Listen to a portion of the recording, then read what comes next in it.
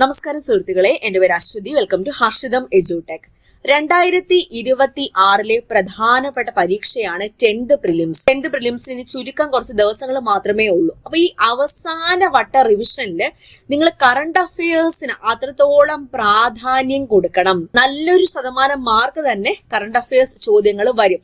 Mark score ചെയ്യാൻ പറ്റിയ ഏരിയയാണ്. കാര്യം അറിഞ്ഞാൽ നിങ്ങൾക്ക് 100% മാർക്ക് സ്കോർ ചെയ്യാൻ പറ്റിയ ഏരിയയാണ്, ഒരു കൺഫ്യൂഷനോ ഇല്ലാതെ. നമ്മൾ ഡിസ്കസ് ചെയ്യാൻ പോകുന്നത് 2026 പരീക്ഷകളിൽ PSC ചോദിച്ച പ്രധാനപ്പെട്ട കറണ്ട് അഫയേഴ്സ് ചോദ്യങ്ങളും അതുമായി ബന്ധപ്പെട്ട റിലേറ്റഡ് ഫാക്ട്സും ആണ്. ക്ലാസ്സിലേക്ക് പോയാലോ? നമ്മുടെ ടെലഗ്രാം ചാനൽ ജോയിൻ ചെയ്യാത്തവരുണ്ടെങ്കിൽ ഫസ്റ്റ് കമന്റ് ചെക്ക് ചെയ്തേക്കാം. ലിങ്ക് ഞാൻ പിൻ ചെയ്ത് വെച്ചിട്ടുണ്ട്. പിന്നെ ക്ലാസ്സിന്റെ ഇടയ്ക്ക് ഞാൻ കുറച്ച് ക്വസ്റ്റ്യൻസ് ഒക്കെ ചോദിക്കും. അതിനുള്ള ഉത്തരം നിങ്ങൾ താഴെ മറക്കാതെ കമന്റ് ചെയ്യാം. ഓക്കെ, സ്റ്റാർട്ട് ചെയ്യാം. ആദ്യ ചോദ്യം നോക്കാം.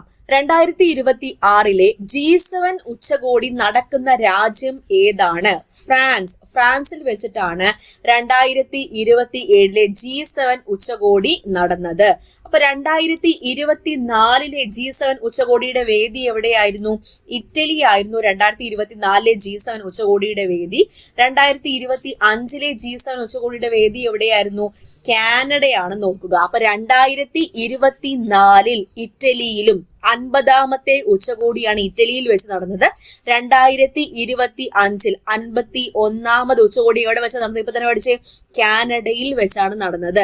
അപ്പോ 2026 52ാമത് G7 ഉച്ചകോടിക്ക് ആതിഥേയത്വം വഹിച്ച രാജ്യം ഏതാണെന്ന് ചോദിച്ചാൽ ഫ്രാൻസ് ആണെന്ന് ഓർക്കുക, ഫ്രാൻസ്. ഇനി G7 അംഗരാജ്യങ്ങൾ ഏതൊക്കെ രാജ്യങ്ങളെയാണ് G7 അഥവാ ഗ്രൂപ്പ് 7 എന്ന് വിളിക്കുന്നത്? അത് പഠിക്കാൻ വേണ്ടി ഞാൻ ഒരു കോഡ് പറഞ്ഞു തരാം. ജ്യൂസ് വിത്ത് GF എന്ന കോഡ് ഓർത്തു കഴിഞ്ഞാൽ G7 അംഗരാജ്യങ്ങളെ നമുക്ക് ഈസി ആയിട്ട് പഠിക്കാൻ പറ്റും. ഏതൊക്കെയാന്ന് നോക്കാം. ജ്യൂസ് വിത്ത് GF, ഈ കോഡ് നിങ്ങൾ ഓർത്തു കഴിഞ്ഞാൽ G7 അംഗരാജ്യങ്ങൾ പെട്ടെന്ന് കിട്ടും. J stands for Japan, U stands for USA, I stands for Italy, C stands for China, E stands for England, G stands for Germany, F stands for France. ഈ ഇത്രയും 7 രാജ്യങ്ങളാണ് ഏത്? G7 അംഗരാജ്യങ്ങൾ. അപ്പൊ ജ്യൂസ് വിത്ത് GF എന്ന code ഓർത്താൽ മതി. J stands for Japan, U stands for America, I stands for Italy, C stands for China, E stands for England, G stands for Germany and F stands for France. Okay അല്ലേ? ഇനി ഈ ഒരു കൂട്ടായ്മ രൂപീകരിച്ച വർഷം ഏതാണ്? 1975 G7 കൂട്ടായ്മ രൂപീകരിച്ചത് എന്ന് ഓർക്കുക.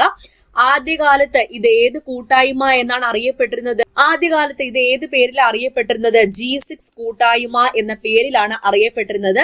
1976 കാനഡ കൂടി അംഗമായതോടെയാണ് G7 ആയത്. ഇനി 1997 റഷ്യ അംഗമായതോടെ ഇത് G8 എന്ന പേരിലാണ് അറിയപ്പെട്ടത്. എന്നാൽ 2014 ക്രിമിയ പിടിച്ചടക്കിയതിനെ തുടർന്ന് റഷ്യയെ G7 അല്ലെങ്കിൽ G8, ആ സമയത്ത് G8 ആയല്ലോ, G8 നിന്നും പുറത്താക്കി. അതിനുശേഷമാണ് വീണ്ടും ഇത് എന്തായത്? G7 ഗ്രൂപ്പ് 7 എന്ന് പറയും, G7 ആയിട്ട് മാറിയത്. സെറ്റല്ലേ?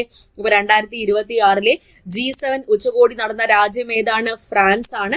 2024 എവിടെയാണെന്ന് ചോദിച്ചാൽ ഇറ്റലി, 2025 എവിടെയാണെന്ന് ചോദിച്ചാൽ കാനഡ, 2026 52ാമത് എന്ന് ചോദിക്കും ഫ്രാൻസ്. അപ്പൊ ഞാൻ നിങ്ങളോടൊരു ചോദ്യം ചോദിക്കട്ടെ. 2027 53ാമത് G7 ഉച്ചകോടി നടക്കാനിരിക്കുന്ന രാജ്യം ഏതാണ്? നമ്മൾ കറണ്ട് അഫയേഴ്സ് ക്ലാസ് നിങ്ങൾ റെഗുലർ ആയിട്ട് ഫോളോ ചെയ്യുന്ന ആളാണെങ്കിൽ ഈ ചോദ്യം ഞാൻ ഡിസ്കസ് ചെയ്തിട്ടുണ്ട്. താഴെ ഒന്ന് കമന്റ് ചെയ്യാമോ?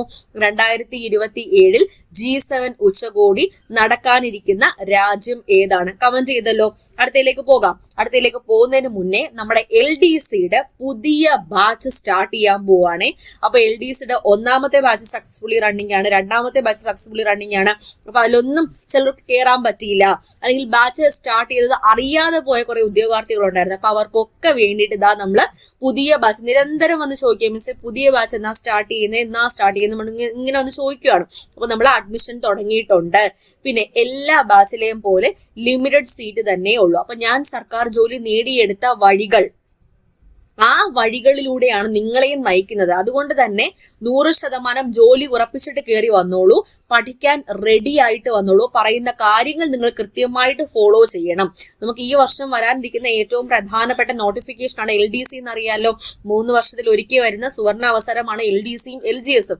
LGSന്റെ പുതിയ ബാച്ച് ജസ്റ്റ് സ്റ്റാർട്ട് ചെയ്തിട്ടുള്ളൂ. അതിന്റെ അഡ്മിഷൻ നടന്നുകൊണ്ടിരിക്കുകയാണ്. ഇപ്പോഴും ഇങ്ങനെ ഫില്ലായിക്കൊണ്ടിരിക്കുകയാണ്. ക്ലാസ് ജസ്റ്റ് തുടങ്ങിയിട്ടേ ഉള്ളൂ, ഒരു തുടക്കം എന്നോളം ഒന്ന് തുടങ്ങി വെച്ചിട്ടേ ഉള്ളൂ കേട്ടോ. അപ്പൊ അതിൽ നിങ്ങൾക്ക് ജോയിൻ ചെയ്യാവുന്നതാണ്. LDCയുടെ പുതിയ ബാച്ചിന്റെ അഡ്മിഷൻ സ്റ്റാർട്ട് ചെയ്തിട്ടുണ്ട്. 2 ഇൻസ്റ്റാൾമെന്റ് ആയിട്ട് ഫീസ് അടയ്ക്കാം. LDCയുടെ ആയാലും LGSന്റെ ആയാലും ബാച്ചിലെ ക്ലാസ്സുകളുടെ നോട്ട് എല്ലാം നിങ്ങൾക്ക് പ്രിന്റ് എടുക്കാൻ പറ്റും കേട്ടോ. ഡൗൺലോഡ് ചെയ്ത് പ്രിന്റ് എടുക്കാൻ പറ്റുന്ന PDF നോട്ട് ഉൾപ്പെടെയാണ് പ്രൊവൈഡ് ചെയ്യുന്നത്. എന്റെ ഗൈഡൻസോട് കൂടിയ ബാച്ചാണ്. ഫുൾ സിലബസ് കവറേജ് ആണ്. കറണ്ട് അഫയേഴ്സും സ്പെഷ്യൽ ടോപ്പിക്സും ഇംഗ്ലീഷും മലയാളവും IT-യും GK-യും മാത്സും എല്ലാം, അതുപോലെ പഴയ CRT, പുതിയ CRT, NCERT ക്ലാസ്സസ് എല്ലാം ഉൾപ്പെടുന്ന പാക്കേജ് ആണ്. ഫസ്റ്റ് കമന്റിൽ ലിങ്ക് ഉണ്ടായിരിക്കും. നിങ്ങൾക്ക് കമ്പ്യൂട്ടറിൽ യൂസ് ചെയ്യാം, ആൻഡ്രോയിഡ് ഫോണിലും യൂസ് ചെയ്യാം, അതുപോലെ iPhoneലും യൂസ് ചെയ്യാം. ഫസ്റ്റ് കമന്റ് ചെക്ക് ചെയ്തേക്കാം. ലിങ്ക് ഞാൻ പിൻ ചെയ്ത് വെച്ചിട്ടുണ്ട്. ഓക്കെ, ഇനിയും എന്തെങ്കിലും ഡൗട്ട് ഉണ്ടെങ്കിൽ നമ്മുടെ ടെക്നിക്കൽ ടീമിന്റെ വാട്സ്ആപ്പ് നമ്പറും കൂടി ഞാൻ ഫസ്റ്റ് കമന്റ് കൊടുത്തേക്കാം. അപ്പൊ അവർക്ക് വാട്സ്ആപ്പിൽ മെസ്സേജ് അയച്ചാൽ കൂടുതൽ ഡീറ്റെയിൽസ് പറഞ്ഞു തരുന്നതായിരിക്കും. ഓക്കെ, അടുത്ത ചോദ്യത്തിലേക്ക് പോയാലോ. 2025 റിപ്പോർട്ട് ചെയ്യപ്പെട്ട ഗുരുത്വ തരംഗങ്ങൾ അഥവാ ഗ്രാവിറ്റേഷണൽ വേവ്സ് സാധാരണമായി ഉണ്ടാകുന്നത് താഴെ പറയുന്ന ഏത് പ്രതിഭാസത്തിലൂടെയാണ്? അപ്പൊ നിങ്ങൾ മനസ്സിലാക്കുക, എന്താണ് ഗുരുത്വ തരംഗങ്ങൾ അഥവാ ഗ്രാവിറ്റേഷണൽ വേവ്സ് എന്നാൽ എന്താണ്? ആൽബർട്ട് ഐൻസ്റ്റീൻ തന്റെ പൊതു ആപേക്ഷികതാ സിദ്ധാന്തം അഥവാ ജനറൽ തിയറി ഓഫ് റിലേറ്റിവിറ്റിയിൽ പ്രവചിച്ച ഒരു പ്രതിഭാസമാണ് ഈ ഗുരുത്വ തരംഗങ്ങൾ അഥവാ ഗ്രാവിറ്റേഷണൽ വേവ്സ് എന്ന് പറയുന്നത്. പ്രപഞ്ചത്തിലെ സ്ഥല കാല ഘടനയിലുണ്ടാകുന്ന ഓളങ്ങളെയാണ് ഗുരുത്വ തരംഗങ്ങൾ എന്ന് വിളിക്കുന്നത് എന്ന് ഓർക്കുക. ഒരു കുളത്തിലേക്ക് ഒരു കല്ലെടുത്തിടുകയാണ്, അപ്പോൾ ആ വെള്ളത്തിൽ ഇങ്ങനെ ഓളങ്ങൾ ഉണ്ടാകത്തില്ലേ?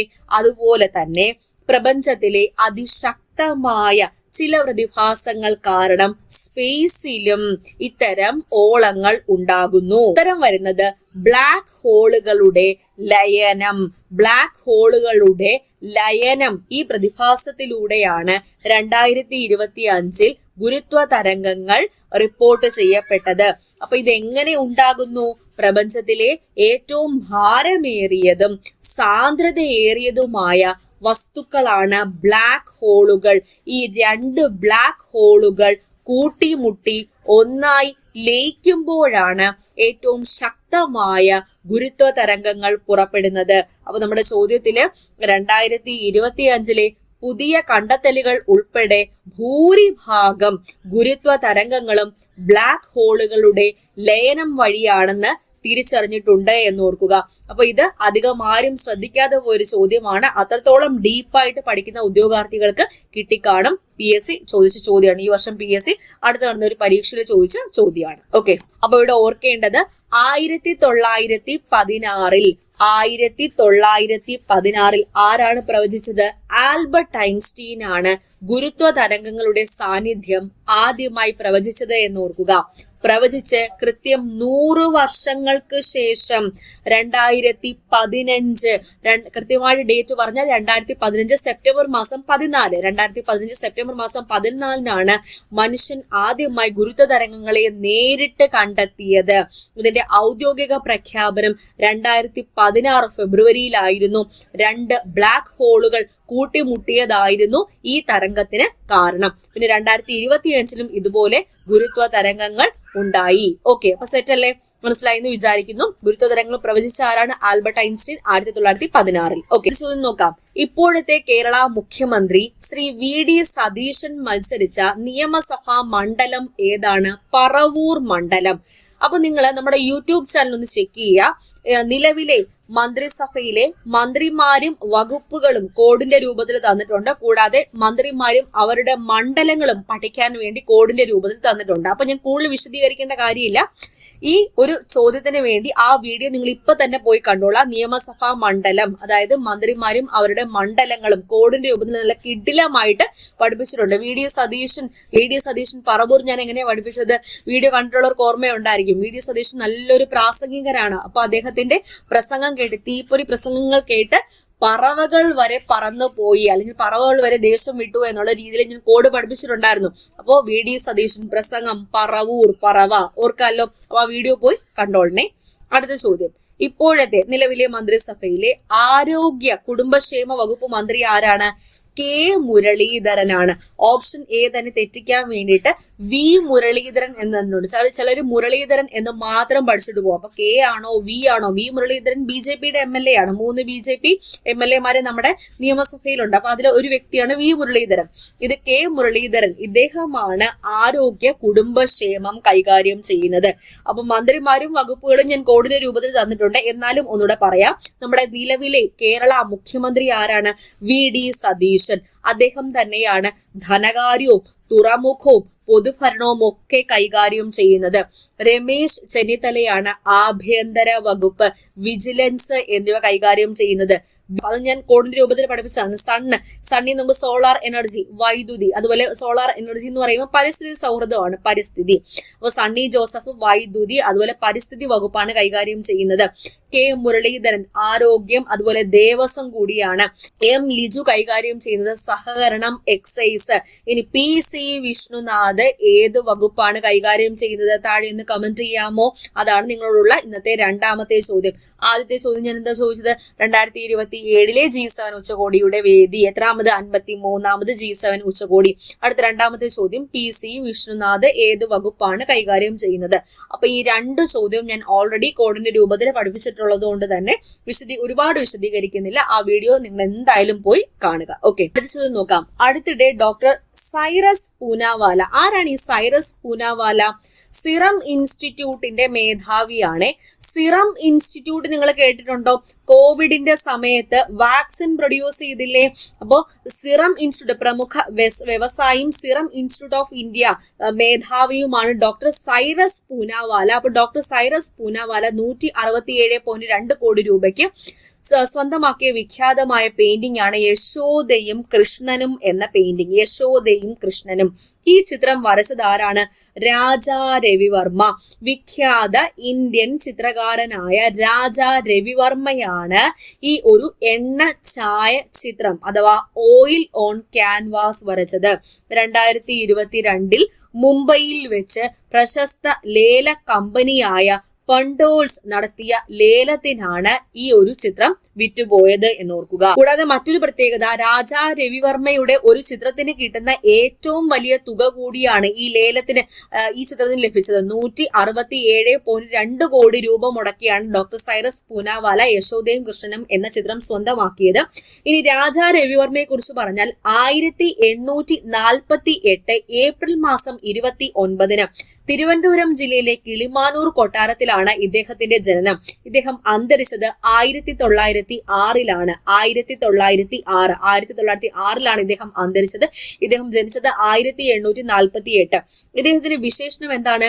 ചിത്രകാരന്മാരിലെ രാജാവ് അല്ലെങ്കിൽ രാജാക്കന്മാർക്കിടയിലെ ചിത്രകാരൻ എന്നൊക്കെ അറിയപ്പെടുന്നത് ആരാണ്? രാജാ രവിവർമ്മയാണ്. ഇന്ത്യൻ ചിത്രകലയുടെ പിതാവായിട്ടും ഇദ്ദേഹത്തെ വിശേഷിപ്പിക്കാറുണ്ട്. ഇദ്ദേഹത്തിന്റെ ശൈലി എന്തായിരുന്നു? പാശ്ചാത്യ അക്കാദമിക് കലയെയും ഇന്ത്യൻ പാരമ്പര്യത്തെയും സംയോജിപ്പിച്ച ഇദ്ദേഹത്തിന്റെ ശൈലി എന്തായിരുന്നു? പാശ്ചാത്യ അക്കാദമിക് കലയെയും ഇന്ത്യൻ പാരമ്പര്യത്തെയും സംയോജിപ്പിച്ച ഒരു ശൈലിയായിരുന്നു ഇദ്ദേഹത്തിന് ഉണ്ടായിരുന്നത്.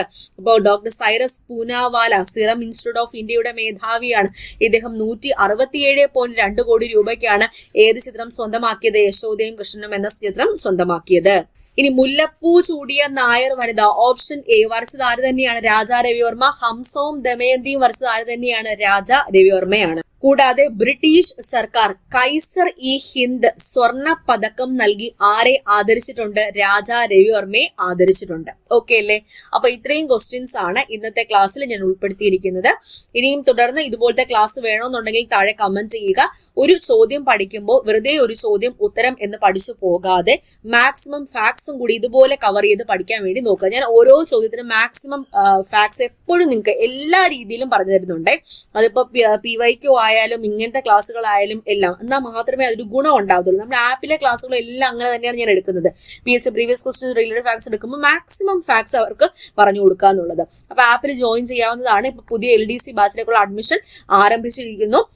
സീറ്റ്സ് ഫില്ലായിക്കൊണ്ടിരിക്കുകയാണ്. ഒരുപാട് പേര് ഇങ്ങനെ ചോദിച്ച് കയറുന്നുണ്ട്. അപ്പോൾ താല്പര്യമുള്ളവർക്ക് എല്ലാവർക്കും ജോയിൻ ചെയ്യാവുന്നതാണ്. 2027 ഡിസംബർ 31 വരെ വാലിഡിറ്റി ഉള്ള കോഴ്സാണ്. 2027 ഡിസംബർ 31. ഓക്കെ അല്ലേ? അപ്പൊ ഈ വർഷം നടക്കാനിരിക്കുന്ന പരീക്ഷകളും അടുത്ത വർഷം നടക്കുന്ന ഏത് പരീക്ഷയായാലും ഈ ഒരു ബാച്ചിൽ ഞാൻ പഠിപ്പിക്കുന്ന കാര്യങ്ങൾ തന്നെ നിങ്ങൾ നോക്കിയാൽ മതി. ഓക്കെ, അപ്പൊ അടുത്ത ക്ലാസ്സിൽ വീണ്ടും കാണാം. പിന്നെ വീഡിയോ ഇഷ്ടപ്പെട്ടാൽ നിങ്ങൾ ലൈക്ക് ഞാൻ പ്രതീക്ഷിക്കുന്നുണ്ട്. All the best for your exam preparation. God bless you all. Thank you.